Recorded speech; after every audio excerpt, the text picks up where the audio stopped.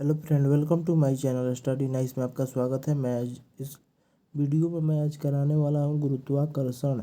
इस वीडियो में लूसेंट का लाया हूं टॉपिक और आप लोग चैनल पर बने रहिएगा। वीडियो कहीं छोड़ के मत जाइएगा, वीडियो ध्यान से देखिएगा। देखिए टॉपिक है गुरुत्वाकर्षण।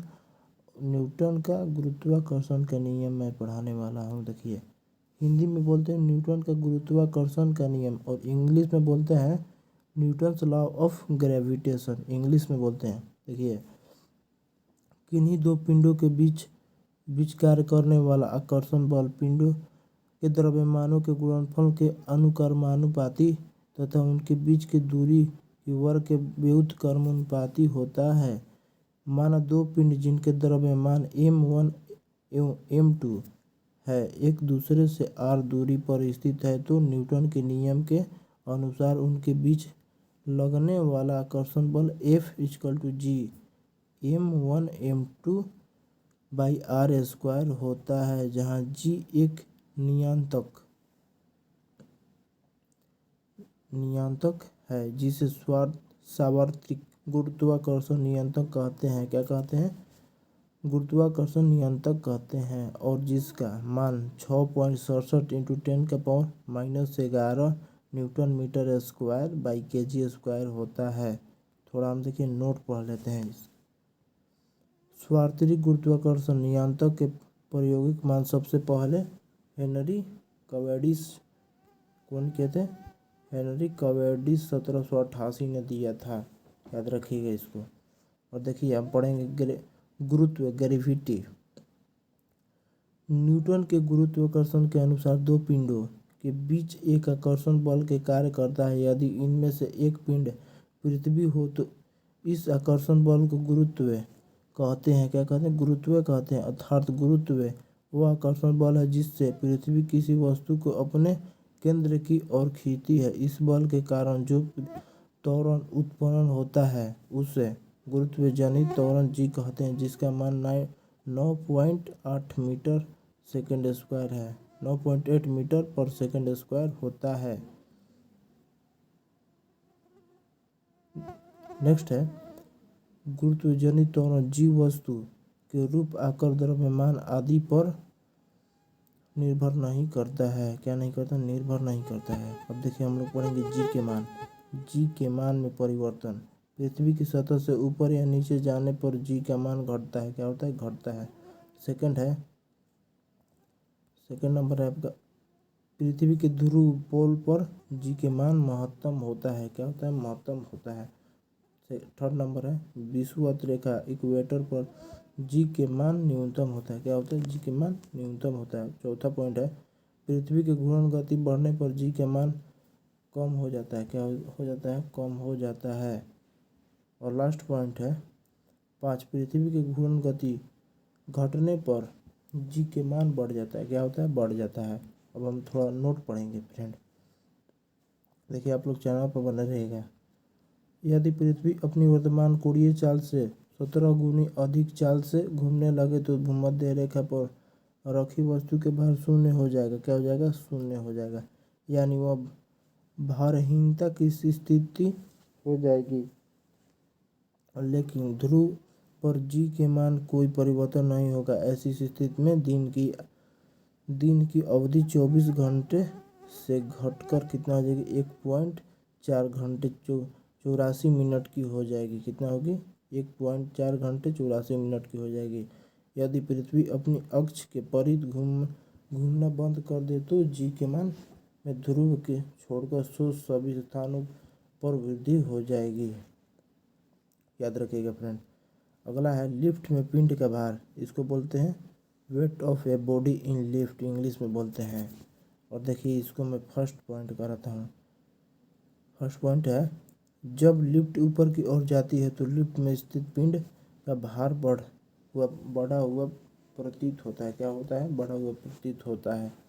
सेकंड नंबर पॉइंट है जब लिफ्ट के नीचे की ओर जाती है तो लिफ्ट में स्थित पिंड का भार घटा हुआ प्रतीत होता है। क्या होता है? घटा हुआ प्रतीत होता है। और अगला पॉइंट है जब लिफ्ट के समान वेग से ऊपर या नीचे गति करती है तो लिफ्ट में स्थित पिंडों के भार में कोई परिवर्तन नहीं प्रतीत होता है। और चौथा नंबर है पॉइंट, यदि नीचे उतरते समय लिफ्ट की डोरी टूट जाए तो वह मुक्त पिंड की भांति नीचे गिरती है। ऐसी स्थिति में लिफ्ट में स्थित पिंड की भार शून्य होता है। यही भारहीनता की स्थिति है। क्या है? स्थिति है, भारहीनता की स्थिति है। और लास्ट पॉइंट है 5 नंबर, यदि लिफ्ट के नीचे उतरते समय लिफ्ट का त्वरण गुरुत्वीय त्वरण से अधिक हो तो लिफ्ट में स्थित पिंड उसकी फर्श से उठकर उसकी छत से जा लगेगा।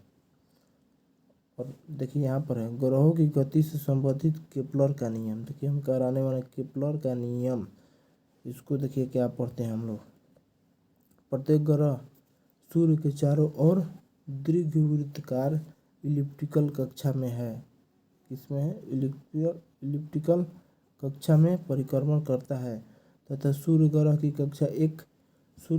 कक्षा के एक फोकस बिंदु पर स्थित होता है। क्या होता है? फोकस बिंदु पर होता है।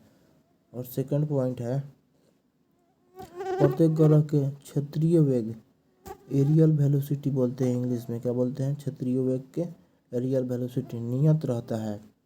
इसका प्रभाव यह होता है कि जब ग्रह सूर्य के निकट होता है तो उसका वेग बढ़ जाता है और जब वह दूर होता है तो उसका वेग कम हो जाता है। क्या हो जाता है? कम हो जाता है।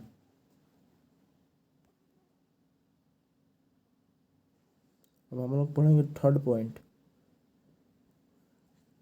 सूर्य के चारों ओर ग्रह एक चक्कर जितने समय में लगाता है उसे उसके परिक्रमा काल टी समय है। परिक्रमा काल का वर्ग टी स्क्वायर ग्रह के सूर्य से औसत दूरी आर के घन आर क्यूब के अनुक्रमानुपाती होता है, अर्थात T square proportional R cube है। और देखिए फ्रेंड यहाँ पर भी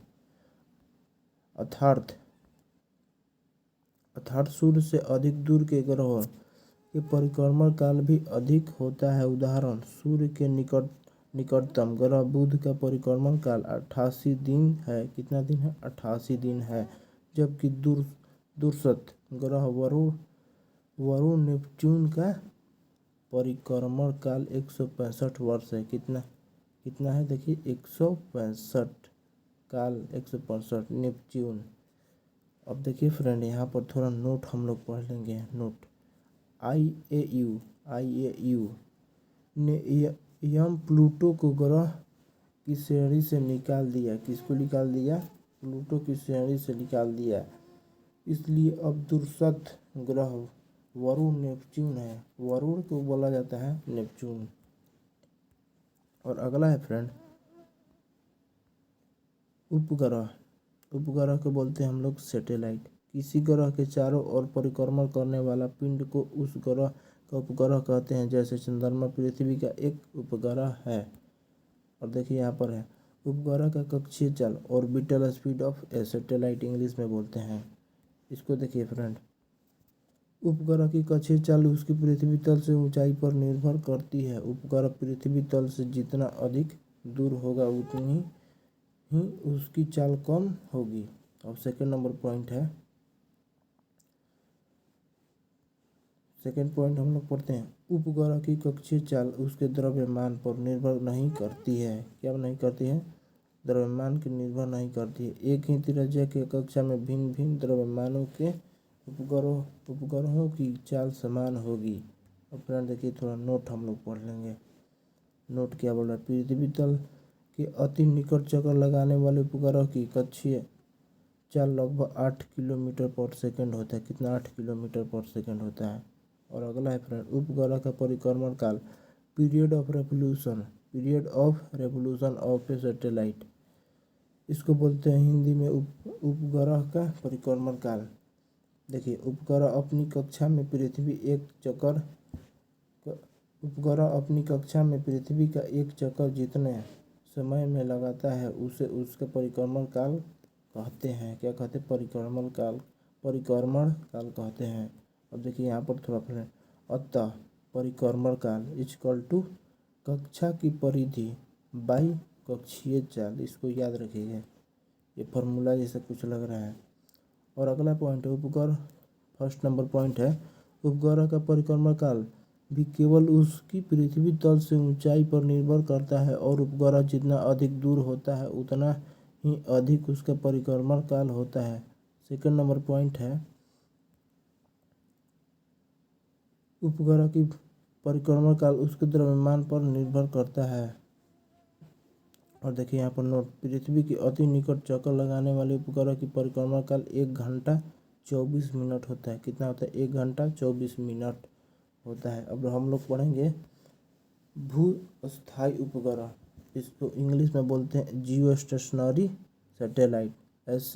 ऐसा उपग्रह जो पृथ्वी की अक्ष के लंबवत तल में पश्चिम से पूरब की ओर पृथ्वी की परिक्रमा करता है, जिसका परिक्रमा काल पृथ्वी के परिक्रमा काल 24 घंटे के बराबर होता है, भूस्थायी उपग्रह कहलाता है। क्या कहलाता है? भूस्थायी उपग्रह कहलाता है।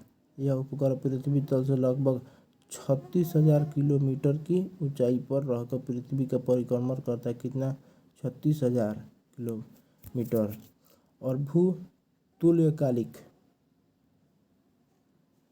क्या है? भूतुल्यकालिक जियोसाइंचरनस कक्षा में संचार उपग्रह स्थापित करने की संभावना सबसे पहले आर्थर सी क्लार्क, देखिए इसका नाम है, वैज्ञानिक का नाम आर्थर सी क्लार्क ने व्यक्त की थी।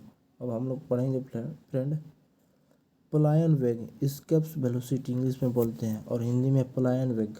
देखिए पलायन वेग वह न्यूनतम वेग है जिससे किसी पिंड को पृथ्वी की सतह से ऊपर की ओर फेंके जाने पर वह गुरुत्वीय क्षेत्र को पार कर जाता है, पृथ्वी पर वापस नहीं आता है। पृथ्वी के लिए पलायन वेग का मान 11.2 किलोमीटर पर सेकेंड है, अर्थात पृथ्वी तल से किसी वस्तु को 11.2 किलोमीटर पर सेकेंड या इससे अधिक वेग से ऊपर किसी भी दिशा में फेंक दिया जाए तो वस्तु फिर पृथ्वी तल पर वापस नहीं आएगा। क्या नहीं आएगा? पृथ्वी तल पर वापस नहीं आएगा।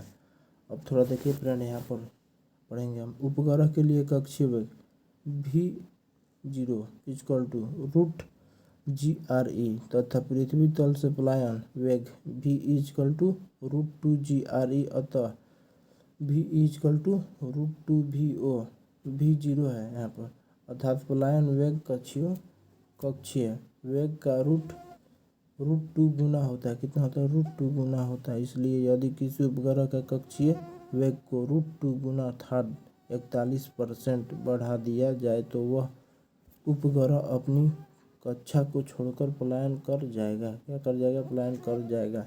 तो फ्रेंड चलिए मैं वीडियो कहीं पर एंड कर देता हूँ, वीडियो बहुत लंबा हो जाएगा। वीडियो पर चैनल पर नया हो तो प्लीज़ सब्सक्राइब और लाइक कर दीजिएगा। और फ्रेंड एक बात मैं बताना भूल गया हूँ, बहुत दिन से मैं वीडियो नहीं ला रहा था क्योंकि मेरा तबीयत बहुत ख़राब था, इस चलते मैं वीडियो नहीं ला रहा था।